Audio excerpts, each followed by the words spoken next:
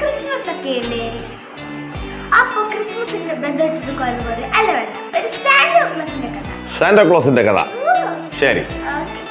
സാന്റാക്ലോസിന്റെ കഥ ക്രിസ്മസോളം പ്രസിദ്ധമായൊരു കഥയാണ്. ലോകമെങ്ങുമുള്ള ആളുകൾ ഈ ക്രിസ്മസ് ദിനത്തിൽ സാന്റാക്ലോസിനെ ഓർക്കാറുണ്ട്. അതുകൊണ്ട് തന്നെ അത് അറിഞ്ഞിരിക്കേണ്ട കഥയാണ്. പലതരത്തിൽ ആ കഥകൾ പ്രചരിക്കുന്നുണ്ടെങ്കിലും ഫിൻലൻഡിൽ നിന്നുള്ള കഥയാണ് എനിക്ക് ഏറ്റവും ഇഷ്ടം. ഫിൻലൻഡ് മോൾക്കറിയാമല്ലോ, തണുത്ത രാജ്യം. -40 ഒക്കെയാണ് ചിലപ്പോൾ അവിടുത്തെ തണുപ്പ്. നല്ല തണുപ്പാണ്. ആളുകൾ തണുപ്പുള്ള ദിവസങ്ങളിൽ, പ്രത്യേകിച്ച് ക്രിസ്മസ് സീസണിലൊക്കെ വീട്ടിലുള്ള എല്ലാവരും ഇങ്ങനെ ഒരിടത്തിരുന്ന് ആ കിച്ചണിലിരുന്ന് ചിമ്മിനിയുടെ അടുത്തോട്ട് ചേർന്നിരുന്ന് തീ ഇങ്ങനെ കൊണ്ട് സ്വയം ശരീരത്തിൽ ചൂട് ഏൽപ്പിച്ചുകൊണ്ട് ഇരിക്കും. അങ്ങനെ ഒരു ദിവസം ഒരു നല്ലവനായ മനുഷ്യൻ, ഫിൻലൻഡ് സ്വദേശിയായ ഈ നല്ലവനായ മനുഷ്യൻ ഇത്തരം ഒരു സാധാരണ വീടിനടുത്തുകൂടെ ഒരു ദിവസം സഞ്ചരിക്കുമ്പോൾ ക്രിസ്മസിന്റെ തലേ ദിവസം അദ്ദേഹം അത് കേട്ടു. എന്താണെന്നറിയാമോ? തീരെ നിലാരംബരായ, മാതാപിതാക്കൾ നഷ്ടപ്പെട്ടു പോയ 2 പെൺകുട്ടികൾ സങ്കടത്തോടെ പറയുകയാണ്, അയ്യോ നാളെ ക്രിസ്മസ് അല്ലേ, ഞങ്ങൾ എന്ത് കഴിക്കും, ഞങ്ങൾക്ക് വിശക്കുന്നുണ്ടോ, ഞങ്ങൾക്ക് പപ്പ ഉണ്ടായിരുന്നെങ്കിൽ എന്നവർ ആഗ്രഹിച്ചു. ലോകം മുഴുവനും ക്രിസ്മസിൻ്റെ ആഘോഷത്തിലായിരിക്കുമ്പോൾ ഈ 2 വയറുകൾ എങ്ങനെ വിശപ്പടക്കും എന്നുള്ള ചിന്തയിലായിരുന്നു. ഈ വാക്കുകൾ കേട്ട നല്ലവനായ ഈ മനുഷ്യൻ്റെ ഹൃദയം അലിഞ്ഞു. അദ്ദേഹം ഇവർക്കായി എന്ത് ചെയ്യാമെന്ന് വിചാരിച്ചു. അദ്ദേഹം ഓടി തൻ്റെ ഭവനത്തിലേക്ക് പോയി. അദ്ദേഹവും ദരിദ്രൻ തന്നെയാണ്, സമ്പന്നനായ മനുഷ്യനൊന്നുമല്ല.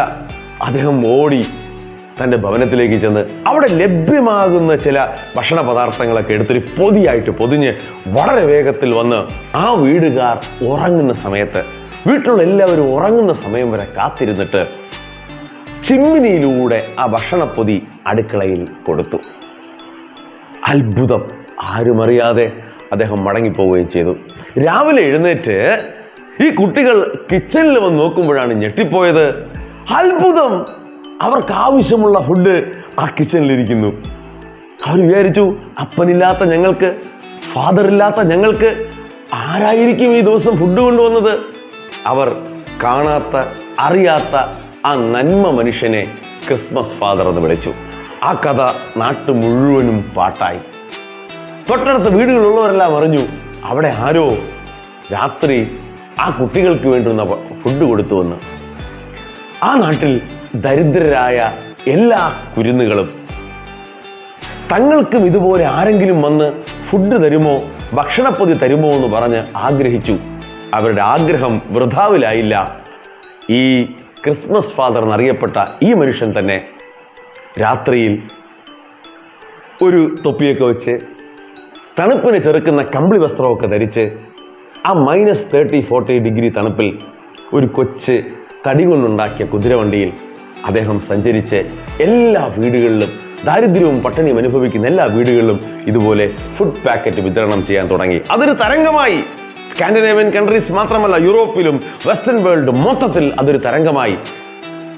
സഹൃദയരായ ജനങ്ങൾ, നന്മയുള്ള മനുഷ്യർ ദരിദ്രർക്ക് വേണ്ടി ക്രിസ്മസ് ദിനത്തിൽ ഇതുപോലെ സമ്മാനങ്ങൾ നൽകാൻ തുടങ്ങി.